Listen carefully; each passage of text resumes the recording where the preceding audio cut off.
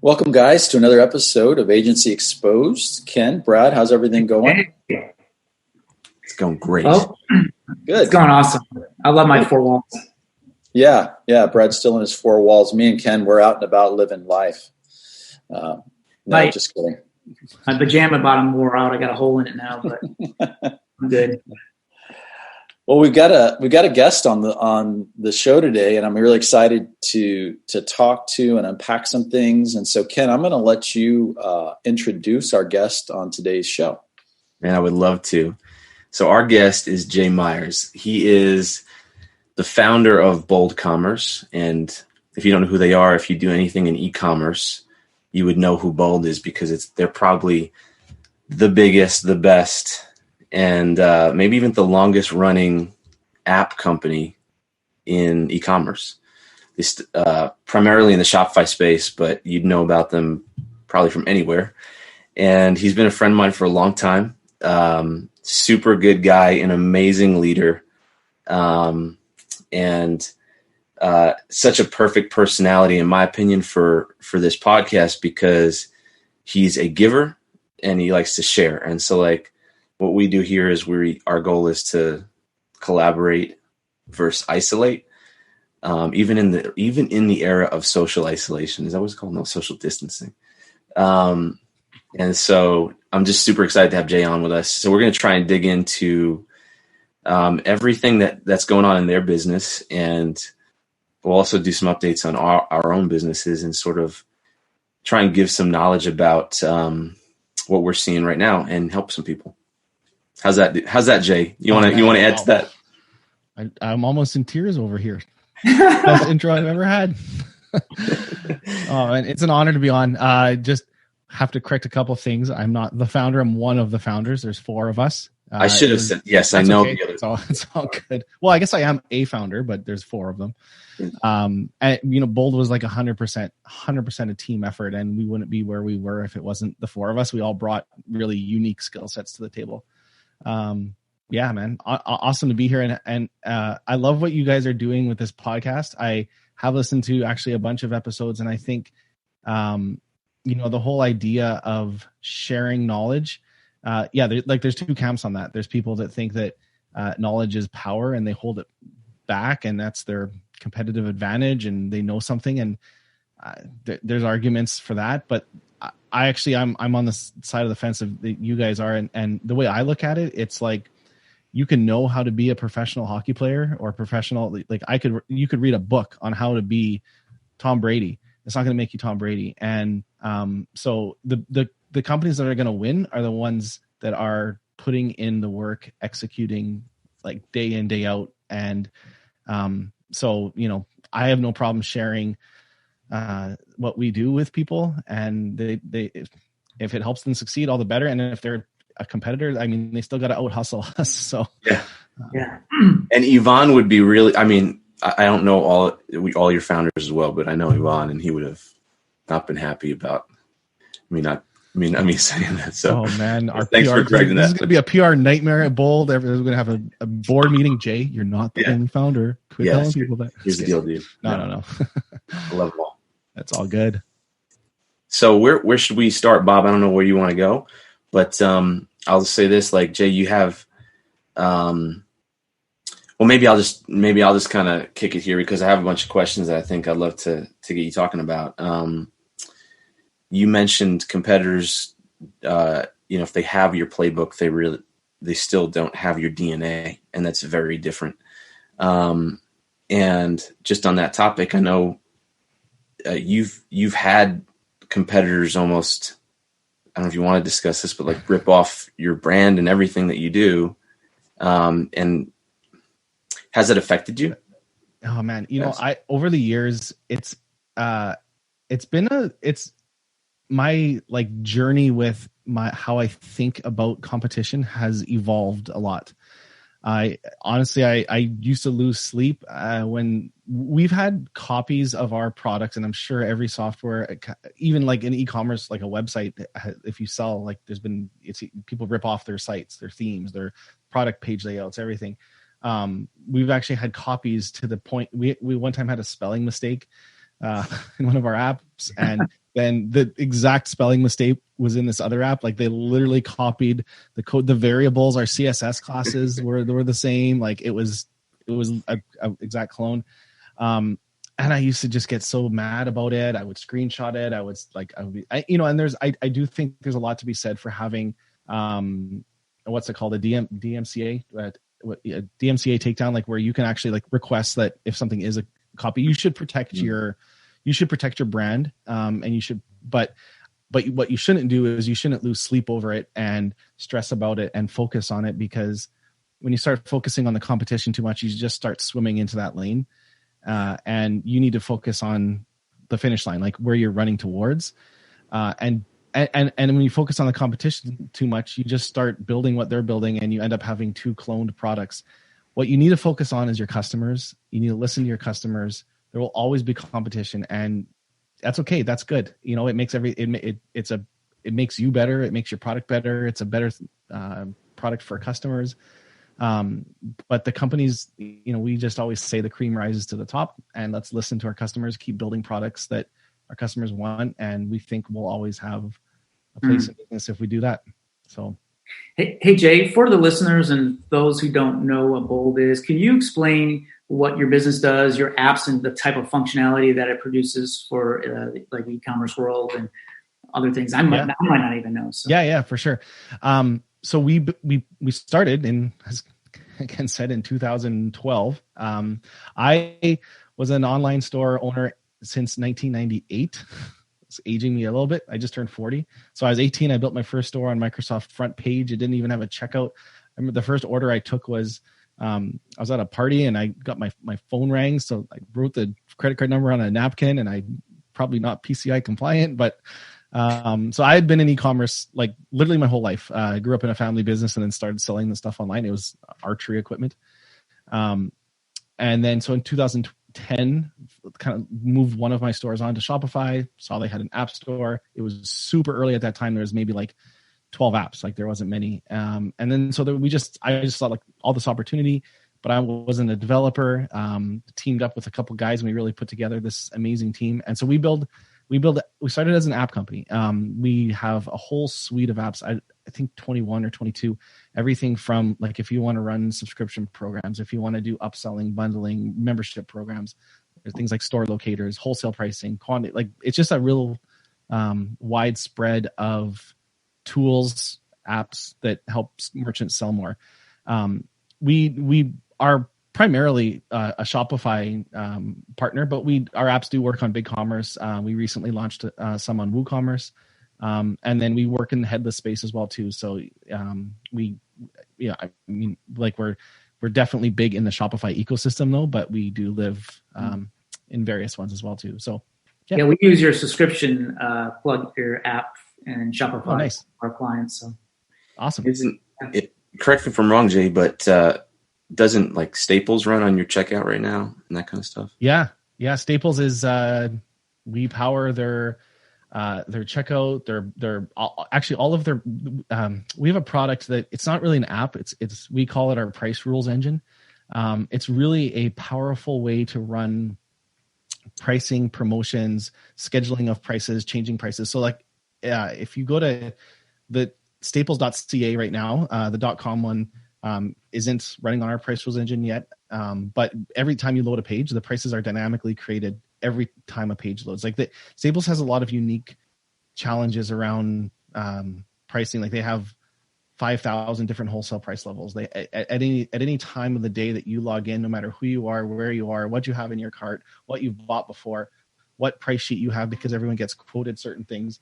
Just going to plug this here. It's such a complicated logic around prices. So so are they running our checkout? Our price rules engine controls all the pricing.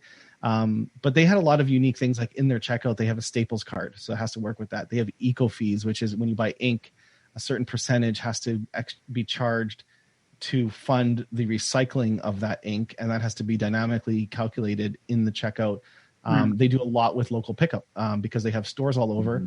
Every time the checkout loads, every time a product page loads, we hit all their locations, check inventory. So all through the checkout, we're showing options for shipping or local pickup. It's not just on the product page; it's in the cart too, and it's showing when, showing how many are in stock at each location, and you could pick it up in like 2 hours or 1 hour or 5 hours, and that it persists all the way through. It's actually really a really neat experience, and that's it's built on Shopify, but it's really built with a lot of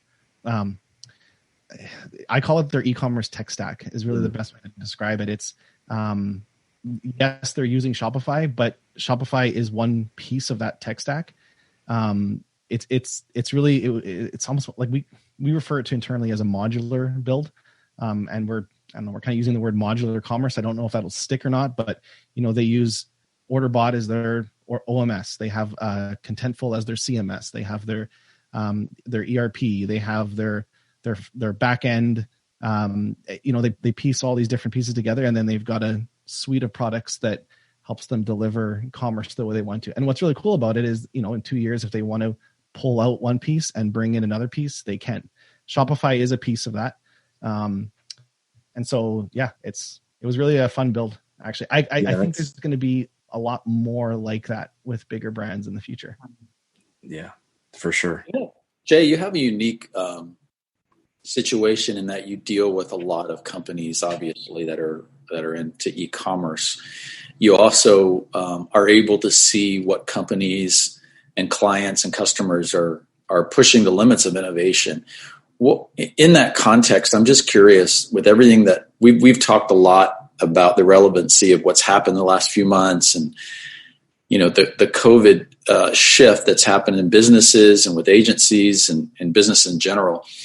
I'm sure there's a wide spectrum of answers that you could give me, but in the context of what you do in the world you live in, us as agency owners and consultants trying to help businesses rethink and pivot and innovate during this time and to come out of it in a few months from now, hopefully surviving. What are you seeing? I'd love to hear your perspective. From the agency side, so merchant agency, and not that, I think there is going to be a second wave of e-commerce stores that emerge through this. And my thought process behind this is, at any curve, any adoption curve, if you look at a product, it always goes, I don't know which way my screen's going, if I do it the right way here, but it goes up. That's your early adopters. And then it goes down, and then it slowly goes up. So what we're seeing right now, like e-commerce as a percentage of global retail, has been hovering around 17 or 18%.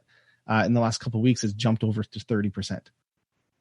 It's not going to be surprising when that dips, because every early adopter, there's people who have just said, I'm going all online. I'm fully in on this. I'm never going to a grocery store again. But then once all this kind of settles out, they'll go back. But then the long-term trend is it's going to keep going up. But I think what's going to happen from it is what the internet did to local merchants in the last 15 years is they took the power away from the local merchant. So if there's a local merchant in your city and you want to order, let's use a bike as an example. I bought a mountain bike the other week. If I were to order it from a local place in my city versus one on the other side of the country, there's no advantage to that local merchant. They can't compete. The place across the country is still going to get it to me in 3-day shipping. If they ship with whatever courier, it's going to cost about the same. They probably have a bigger warehouse, so they can probably get it to me cheaper. So e-commerce has actually removed the one thing that was the strength of local merchants, was because they were local and you could go there, but that got removed. But what's happening now, in the last couple of weeks, I have had so many conversations with so many different people, all solving this new problem of whether you want to call it local pickup, curbside pickup, in-store pickup, local delivery. We're talking with companies that are building, actually we're doing a beta with Home Depot. They're doing a beta, and we're potentially going to kind of partner with them a little bit, but it's like these locker systems that when you order something, you go in a store, but typically the stuff is all over the place. And on average, Home Depot's average was 28 minutes from point you get to the store to the point you get your products, but they've now got that down to 15 seconds with these locker systems. You scan your phone, wow, the machine goes bzz, bzz, bzz, pushes out a a basket essentially with what you've ordered, and you walk away. But now there's companies solving that. There's companies solving local delivery. If I could order from that same bike store in my city and have it delivered within 30 minutes, I would order from them. And there's no way that a store across the country can compete with that. And there is a lot of merchants that have no ambition of being an international company. They want to serve local. But now I actually know of a lot of a number of companies that are working on, like imagine if you ordered online from a store and there was a delivery option in the checkout, and it's 30 minutes or 20 minutes. You're going to order from them. So anyways, I think there's going to be a second wave of all these local merchants now going online. And it actually, the strength is back in their court. So, when we see numbers like Shopify having 1 million merchants, that could easily be 5 million in the next couple of years.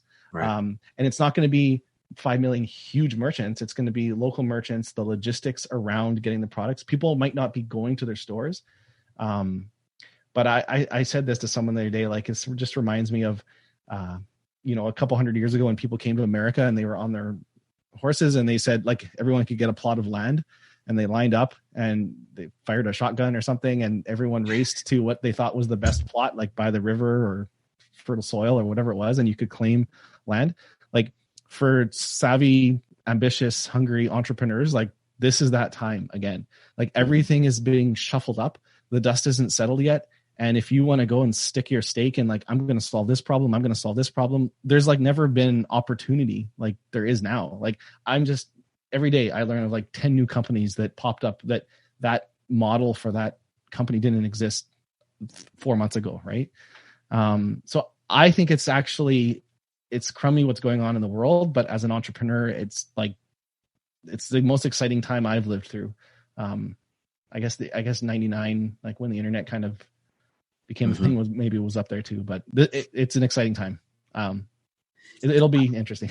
Sorry, long-winded answer. No, that's good. I was thinking, I think we even mentioned this on maybe one of the last episodes, but I think that's a good way to put it. I've been thinking the same thing as an entrepreneur. And I think any owner of a business has to be to some degree an entrepreneur. And I think that if that's not maybe at the forefront of who you are right now, you need to kind of bring it there, because that creative problem solving is what's going to help you succeed through this. And like you said, I've been conflicted personally because there's some real challenges, especially even owning a business and running a business right now.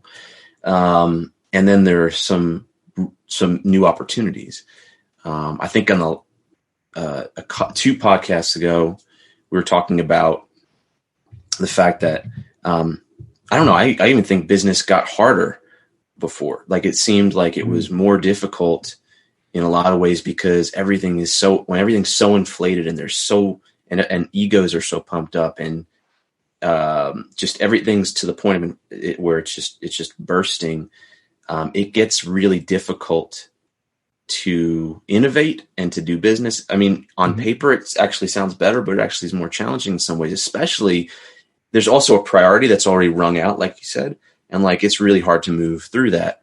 So when a disruption happens, and what's exciting now is, like you said, the playing field's kind of leveled in a lot of ways. Yep. And I would say for any business right now, all of a sudden there are a bunch of new problems that are problems, but they're also problems that need solving, which means that's where entrepreneurs come in, or people come in.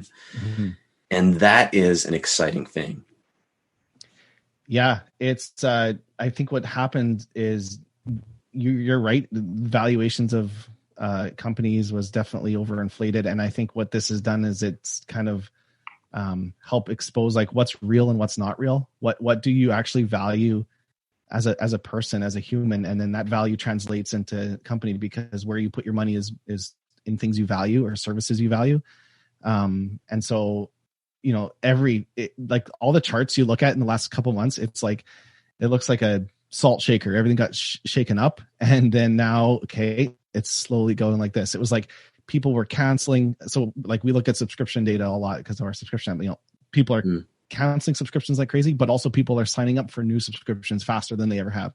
So it's like this big shakeup. So people are going through their credit card statements and reevaluating what do they need, what do they not need, and that just comes down to value as a person. You know, do you value your Netflix subscription? Do you not? So it's really brought to light what people value, and that's why it was overinflated, because I'm guilty of it. I probably had like 10 subscriptions on my credit card. I just didn't bother about. I too lazy to cancel them. But then when this happens, I'm like, no, I actually don't need that anymore. So it's been interesting. I think as business owners and agency, and especially for agencies or service businesses are going through that same thing, right? Mm-hmm. So they're shaking up their kind of expenses and then reprioritizing them. And I think, that I would say that goes back to like defining your value and being the most valuable, and, and figuring out what that is for you as an agency or business owner or service business. Yeah. When you can provide, what did Zig Ziglar say? When you provide more value than you take, you'll never be broke a day in your life. Mm. I'm probably getting the quote essentially wrong, but that's what business boils down to. You just have to find a way to give people more value than they're paying for it, and you'll have business the rest of your life. You can always inflate things. You can always marketing and paid ads and social media channels. Like you can get people, but if you're actually not providing something that's valuable, it won't sustain for long periods of time. Jay, we were talking a little earlier, and I'd love for you to, because we're in this really interesting time, and I think there's just a lot to learn from it. And I'm hoping that our listeners could hear different perspectives of different people walking through, different owners and leaders walking through the current time. So would you mind taking us through just, again, what's your leadership style in your company right now, in general? And then when this crisis happened, or when sort of March 18th hit, like, what did that look like? Also, you guys are in Winnipeg. And so it's, I don't know has that been the same for as what we're experiencing in the US? I don't know. Maybe you could talk a little about that. We're primarily in Winnipeg. We've got about a dozen people in Austin as well too. So the other great music city in the US. You opened that right before this happened too. Yeah. January 1st, I think, was our official. So, 3 months in the office there. Yeah. That was the last place I traveled. March 5th, I was down in Austin at our office, and that was the last time I was on a plane. So, it has been, it's got so many thoughts about it. We have been doing a lot of things. It's been super interesting. I think taking a step back overall, it's for sure made our company stronger. But I think that we've been very intentional about what we've done along the way. We are over communicating like crazy. So we used to do town halls every Friday, 3:00.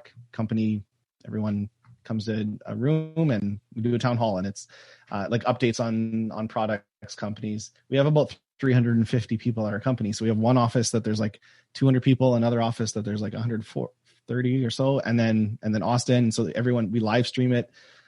We now do that 3 times a week. So we do that Monday morning, Wednesday afternoon, and Fridays. Every single team meets with their team every single day via Zoom or Hangouts or Google Meet, or we have virtual lunches every day. Our one-on-ones that we're doing with everyone is ramped up. It's been, the biggest thing we wanted. Everyone's going through this journey. It's such a weird time when the mental health of everyone is just so top of mind. And I had a call with someone, one of our employees, and we were talking about work, and I just kind of said how's it going? How are you doing? And she mentioned that the week before, she was watching one of our town halls, and one person, flipped to their screen and they're in their living room giving an update on one of the products. And she said she just started crying and she couldn't stop crying. She's like, I just missed people. And it's weird. Before this happened, we're not a fully remote company. We probably have about, 30 or 40 remote staff, but we're primarily in office. And everyone always says, we want to be remote. It's kind of like the sexy thing to do. And now that we're all remote, everyone's missing everyone. I think there's a balance you could probably get to where a bit of both. Like, I think that not fully remote and not fully in office is maybe an ideal situation. So we've been over communicating, being completely transparent, open, honest. I think, we have really, not just us, but like you have really good people working for you. You need to give them the information they need to solve the problems. And so like if sales are down, if sales are up, if customers are leaving, if something's slow, something's not, like everyone needs a transparent view of the health of the company so they can do what they need to do to help. I think the worst thing you can kind of do is, like if something is down, like we have areas of our company that's down. We have areas that's up. And everyone knows exactly what's hurting, what's not, and then they can help.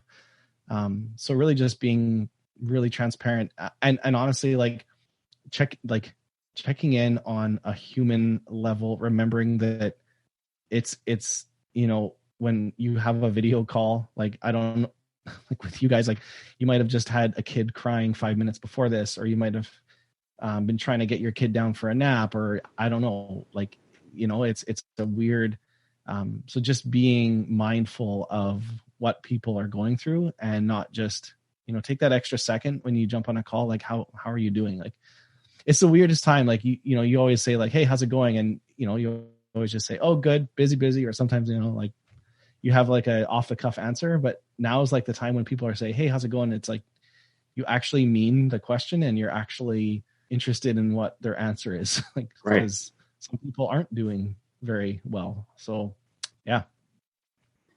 We've experienced kind of similar things. Brad, I don't know if you're feeling that too with your staff, but I've said this a few times. We have people that seem to be like, there's pros and cons of working remote, but they're struggling from isolation, and even now it's more than ever, not even your team, but just they don't see anybody, Right.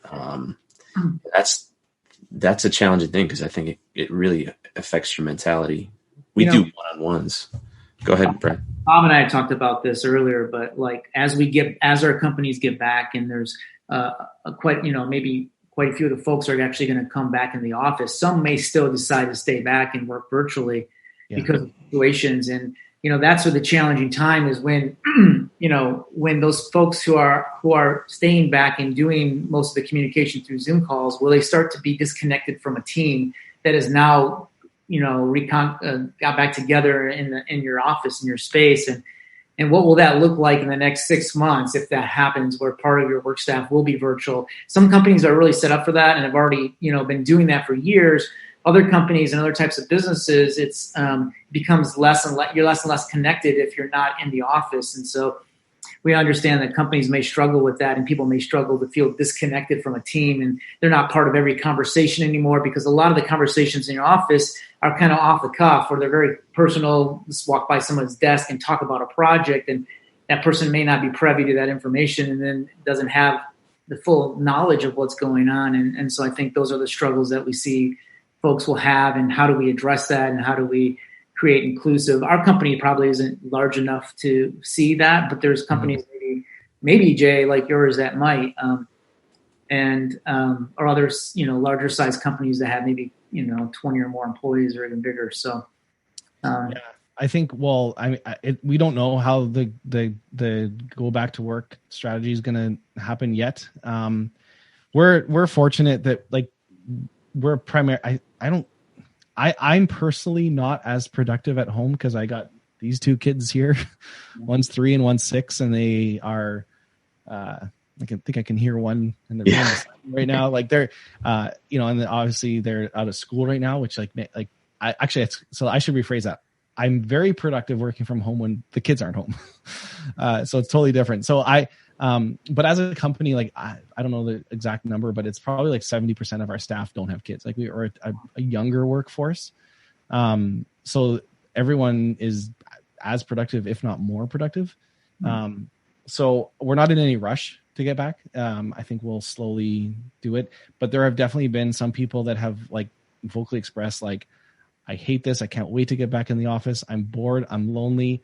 And it's like draining mentally, and they can't wait to get back. And then there's other people that like, I hope this is the new normal. I love working from home, and they're decking out their home office. And it's really, it'll, I don't know. I honestly don't know for sure what we'll do. We're taking it week by week and month by month.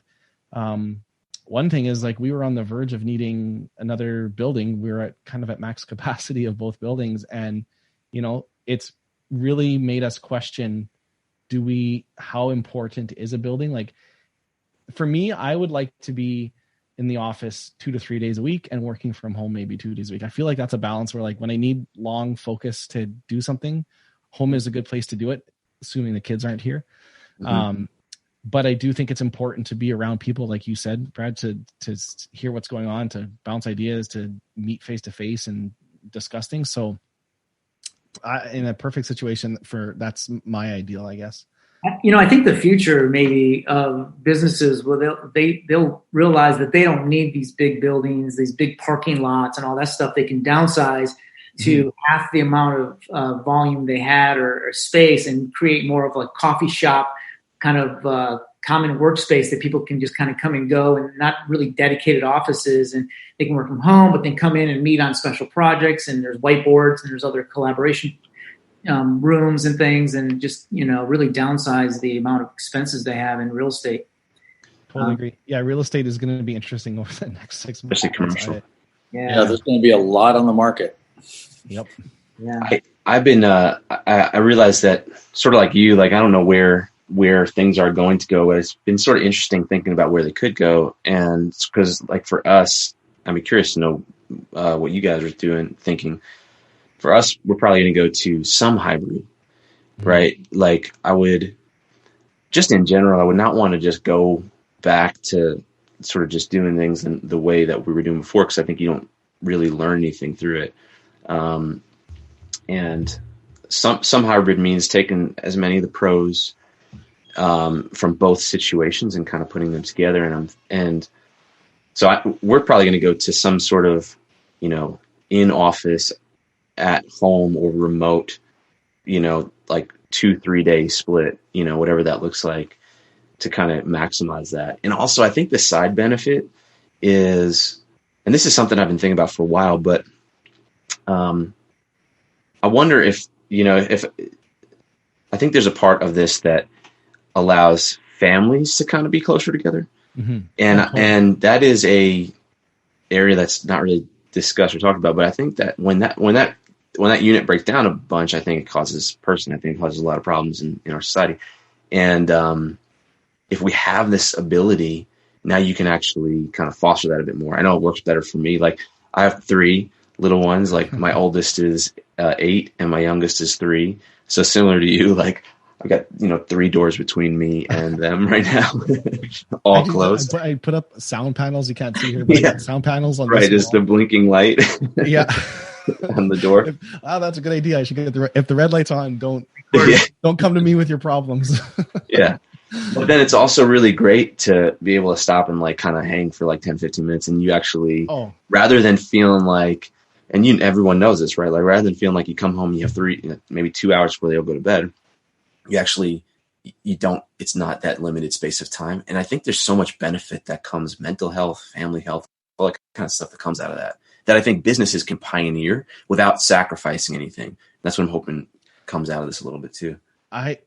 It's crazy. I couldn't agree more. The other day was thinking like, what if like snapped your fingers and this was all over and it was like, okay, back to work tomorrow, kids back in school, everything. I felt like, oh man, like I didn't maximize, like I'm actually really like, it's hard to work, but I'm also really enjoying the time with the kids. Like, yeah, I normally wake up in the morning, I see them for 15 minutes and it's like, okay, eat, get dressed. Come on, hurry up. The school bus is coming. Let's go.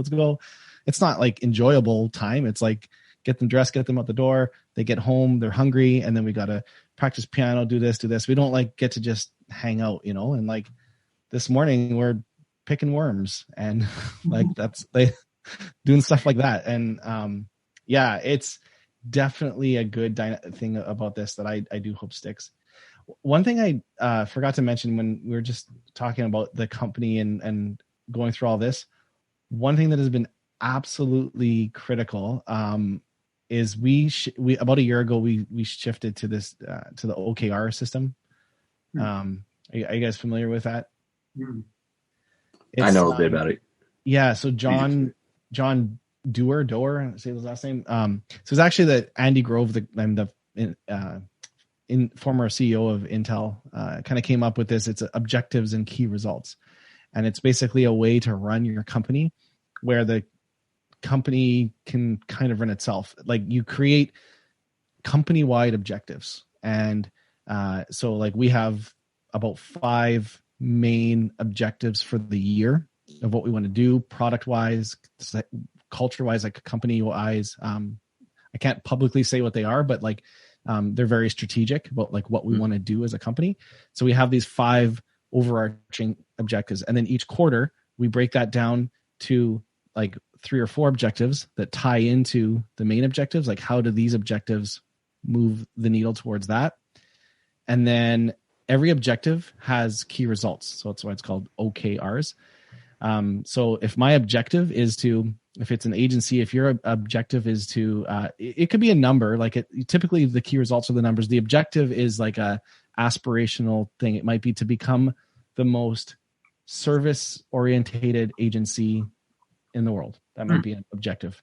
But key results for that might be that you have 98% satisfaction rating, that you have no email or phone call that's returned to in less than 24 hours, and that you have 75% of your clients renew their retainers, something like that. So you come up with key results that you think are indicators of that objective.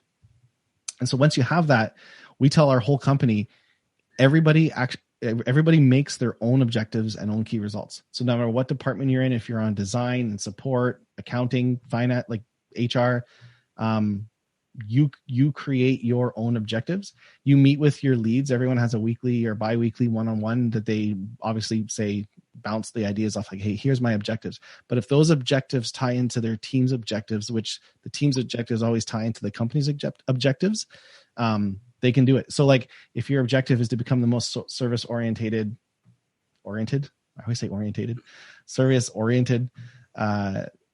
agency, and maybe you have a customer service person, their objective might be to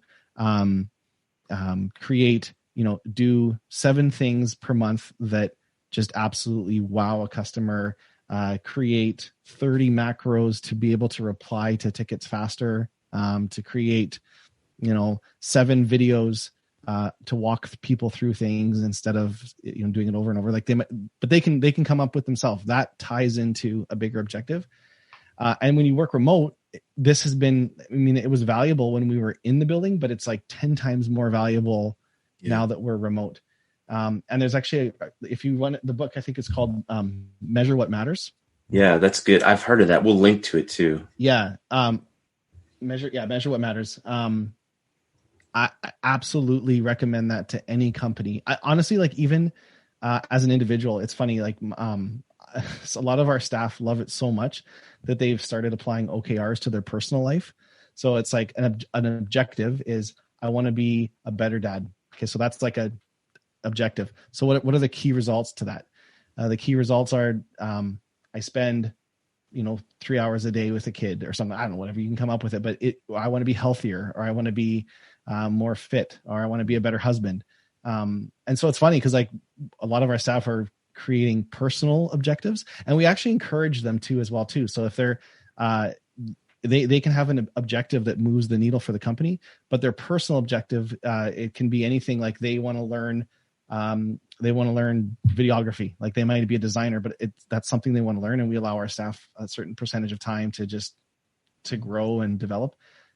So personal objectives related to work are also allowed too, but then there's like personal ones that, so that they've adopted this model like in their own lives. It's really interesting. So that's like something I highly recommend. Everyone, it's been so valuable to us, and it takes a while. It sounds weird, but writing good objectives is actually really challenging. Yeah. Creating, you limit them. What's the number? Like obviously there's a number that's too many, right? So what's the? What's your ideal number? I personally have about 3 a quarter. That's it.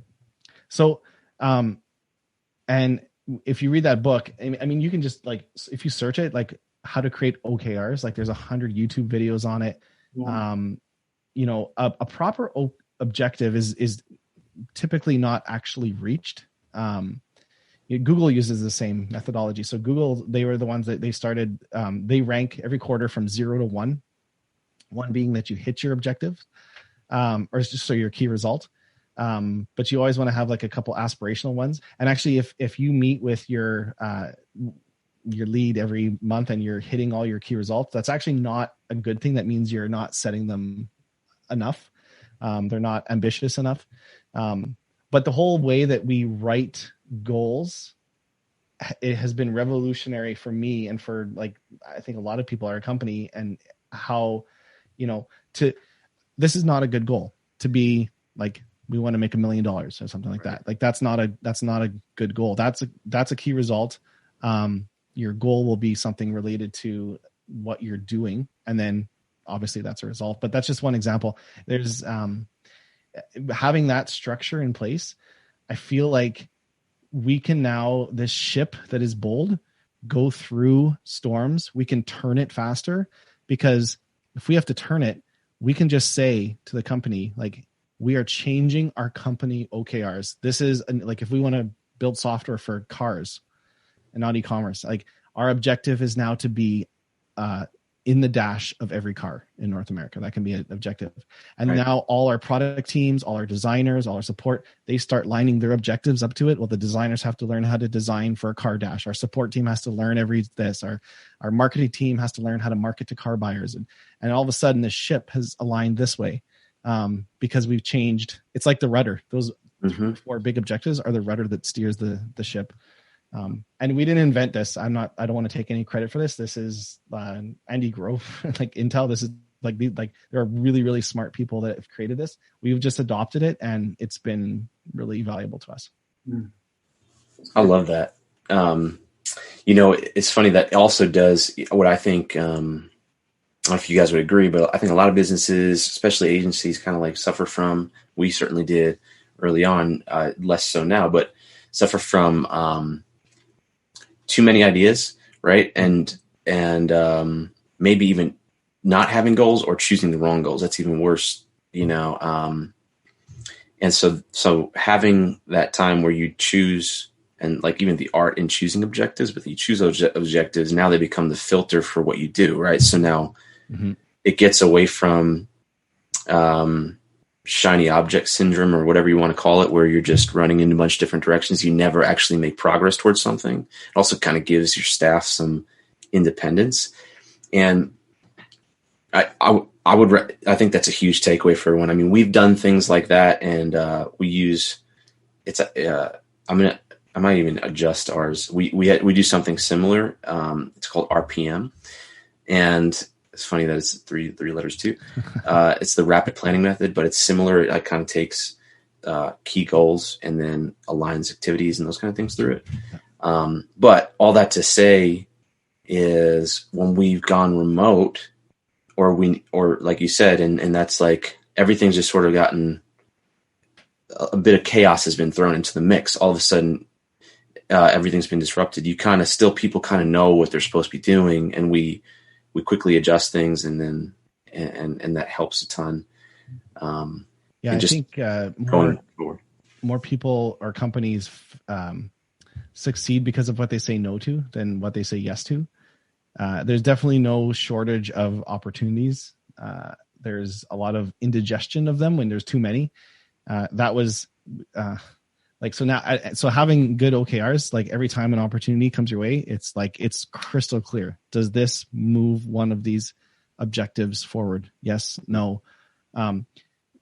Another thing we look at, like, this is kind of a weird way to phrase it, but we have this saying, we don't mow people's grass. And so what I mean by this is, I don't know when this was. It was probably like 2013 when we were like really early days, and we kept having, so our original name of our company was Bold Innovation Group, because we didn't know what we were going to do. We just were like, okay, we like e-commerce. We're going to make some apps. We don't know if it's really going to take off, but we'll try it. but let's make our name Bold Innovation Group because we built photo sharing software. It was called Pictisipate. We built, we've done movie pitches with Ryan Seacrest to build Apps a Million, which was going to be like a movie show that people build apps, basically think like Apprentice and Shark Tank, kind of combined kind of thing. Apps. We've done like all kinds of weird things. And then, I don't know, like, and then like universities were coming to us saying, hey, can you build this software for our students? We'll pay you like $300,000 or some crazy amount. And we're like, oh yeah, of course we will. $300,000. That's a lot of money. But what we ended up saying, I don't know, one day we were sitting around and one of us said, we could take all of our developers, and if someone paid us $50 an hour, I don't know what the number was, like if they pay us $50 an hour to go hire developers mow grass, and if we have to pay them $25 an hour, would we do that? Mm-hmm. And like, it makes money, right? And it's and obviously everyone said, well, no, like it's crystal clear, we're not going to mow grass, even though it makes money. But why is the answer no? Like, we all knew the answer was no, and then we're like, but why not? Like, what is the reason? After a little bit of discussion, the reason is mowing grass with our developers and our support team makes money, but it doesn't increase the value of our company, and it doesn't move the company forward to where we're going. So everything that we do making money is a good thing, but that's not the checkbox. It's, does it increase the value of Bold? And does it move the company to where we're going? That's it. It has to check those. This was before we had OKRs. Now that has kind of like turned into now OKRs have replaced that. But that was like how we answered questions. Like if someone's like, we'll give you $1 million to build this VR software, and we're like, even if we like couldn't pay the bills and we're like needed this like money, we would do everything we could to say no, because it doesn't. Like, we're trying to build an e-commerce company and e-commerce technologies and software and apps. Doing that doesn't move that forward. So, hey, Jay, tell me a little bit more about when you found your lane with Bold, like when you guys found your niche, and then how long did it take before you guys were able to build brand equity where people recognize the Bold brand and would use other apps because it had the Bold name to it? Is there any points in time where you saw pick up and you saw a big change?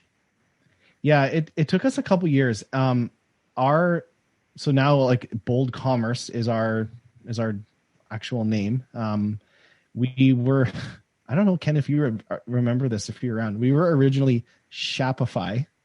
Yeah. Do you remember that? Was that before? I do. I think we used a bunch of your apps. I mean, okay. I definitely remember seeing that name in a bunch of places. Yeah. So we thought, okay, there was like this Bold Innovation Group was going to be this holdco or this like parent company. And then we had Shopify, which is apps for Shopify. So SHAPP. We thought it was brilliant until you like talk to someone from Texas and they're like, is this Shopify? Or like, yes, this is Shopify. Like, but they were actually saying Shopify, and but then we also had a software called Community Info, which was basically like Facebook, but for communities. You don't have friends, you join a community and everyone is in there. Facebook, anyways, we scrapped that. Facebook kind of launched groups, and it's a similar concept. Then we had Pictisipate. Then we had all these different things, and we're like, okay, Bold Innovation Group, Shopify is this one little thing. We did a bunch of different stuff. Eventually we just said, like, guys, we got to pick one. E-commerce was by far our expertise. These other ones were more like, your 20% time kind of experimental labs. Well, so yeah, I don't know, like maybe like 2 years in, we scrapped all of it. We're like, we're not Bold Innovation Group, we're Bold Commerce. We're trying to solve for commerce.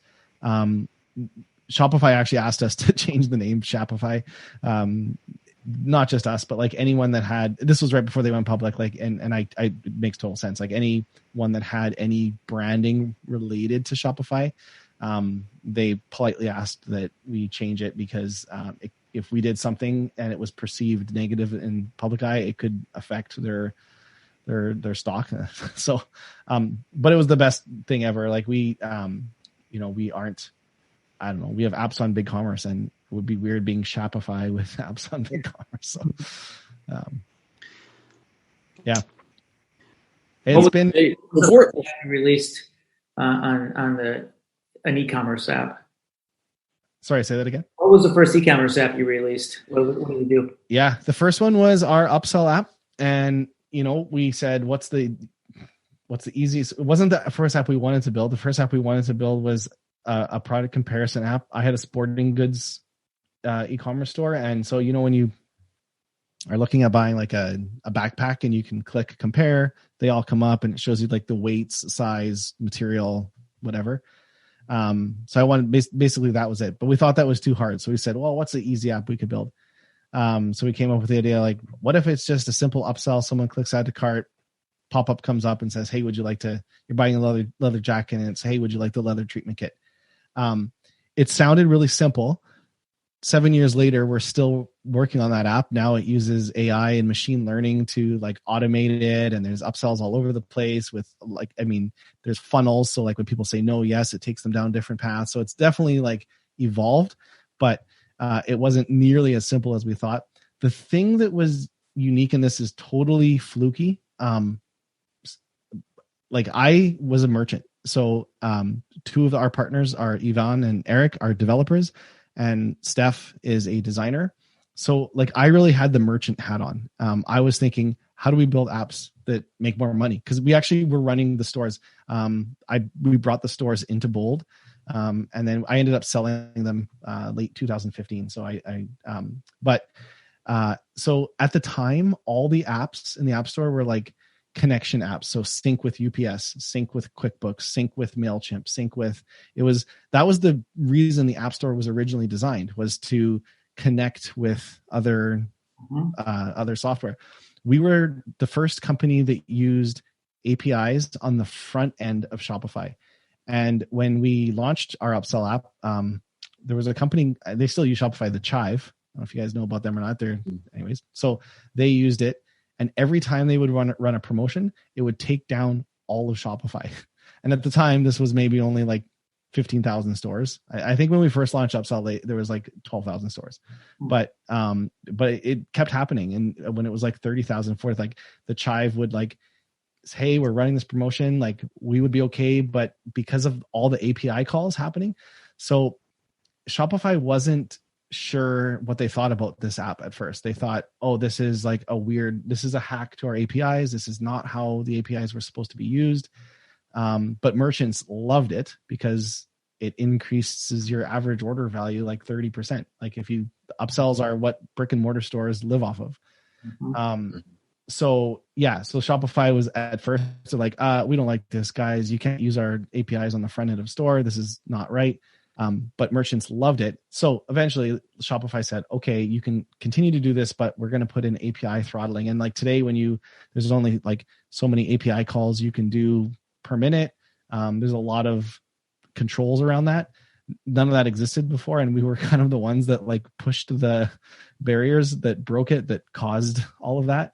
So now like thousands of apps live on the front end of a store and you interact with them and they make API calls on the front of the store. So you can have a Super Bowl commercial and use our upsell app and you're not going to take down Shopify. When I say it was kind of fluky, like the first app we built was an app that made merchants more money. And we were thinking like a merchant. We weren't just like helping merchants connect to other third-party services. And merchants like loved it. We got a great reputation right off the bat. And then it was like, how fast can we build more apps that help merchants make more money? So it went like our discounting engine, it was called Product Discount at the time, quantity breaks, options, customer pricing, which is like for creating VIP and loyalty programs where you give different pricing for different customers based off of like, you can use it for wholesale, but you can also be like, spend $500, you unlock 10% forever or 20% forever or whatever. You buy a certain product like Costco, you buy membership and then you get better loyalty points and stuff. So we were really just thinking like merchants. And then so that kind of gave us like, but that's not uncommon now. Now, like everyone has great apps. But we were just fortunate enough to get in before. Like we had the first upsell app, we had the first options apps, we had the first quantity break apps, we had the first store locator app, we had the first custom pricing app. Now there's 25 of not copies, but other versions of these. A lot of them are great. Do you guys ever test your apps like in a beta or Yeah. I'll pretty much always. Yeah. Anytime we have a new feature or release, it'll go to a small group. We make it. We don't have an official beta pool. We ask existing users, like if it's an existing feature, an existing app with a new feature, we email users and ask them to opt in if they want to do it. If it's a completely new app, we'll email our list and we'll say, hey, like we just, we had this net terms app a couple months ago now, I guess.